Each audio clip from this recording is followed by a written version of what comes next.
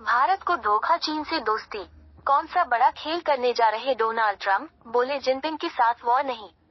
Donald Trump ने राष्ट्रपति पद की शपथ लेने के दूसरे दिन कहा था कि वह चीन पर 10% का टैरिफ लगाएंगे, जबकि पहले वह भारत समेत सभी ब्रिक्स देशों पर 100% टैरिफ की बात कह चुके हैं।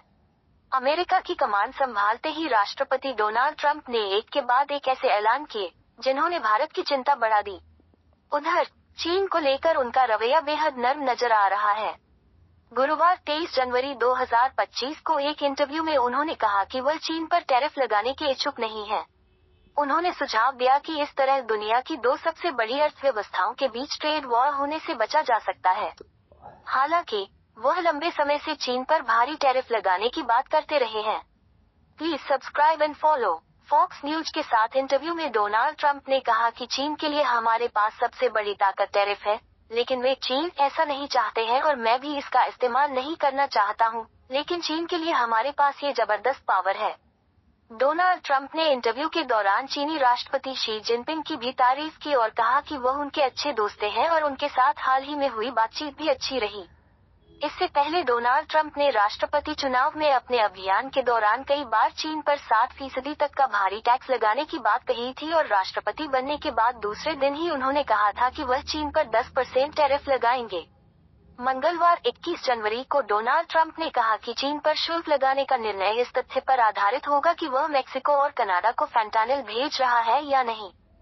फैंटानिल एक तरह का मादक पदार्थ है जो हेरोइन से 50 गुना अधिक शक्तिशाली और नशा पैदा करने वाला पदार्थ है। डोनाल्ड ट्रंप ने राष्ट्रपति पद की शपथ लेते ही चेतावनी दी थी कि वह भारत समेत सभी ब्रिक्स देशों से आने वाले सामानों पर 100% टैरिफ लगाएंगे। हालांकि चीन पर उन्होंने टैरिफ नहीं लगाने की बात कही है, लेकिन ब्रिक्स देशों पर उनकी तरफ से ऐसा कोई बयान अब तक नहीं आया है।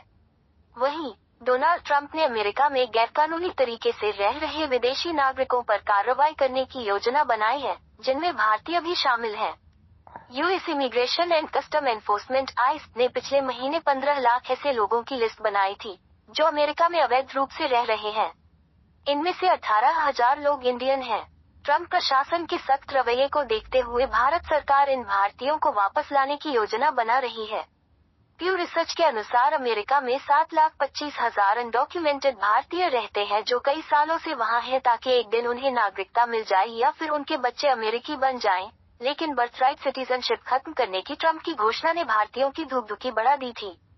ट्रंप ने जन्म के आधार पर नागरिकता देने के अधिकार पर रोक लगा दी थी। हालांकि एक फेडरल जज ने इसे असंवैधानिक बताते हुए अस्थायी रूप से रोक दिया है। वहीं जब उन्होंने अप्रवासियों को वापस भेजने की बात कही थी, वहां रह रहे भारतीय टेंशन में आ गए थे। उन्होंने कहा था कि अप्रवासियों पर हमेशा के लिए रोक लगाएंगे। उन्होंने कहा कि वह अमेरिका मैक्सिको बॉर्डर पर नेशनल इमरजेंसी घोषित करेंगे ताकि अवैध प्रवेश न हो सके और अवैध प्रवासियों को वापस भेजने की प्रक्रिया भी शुरू करेंगे।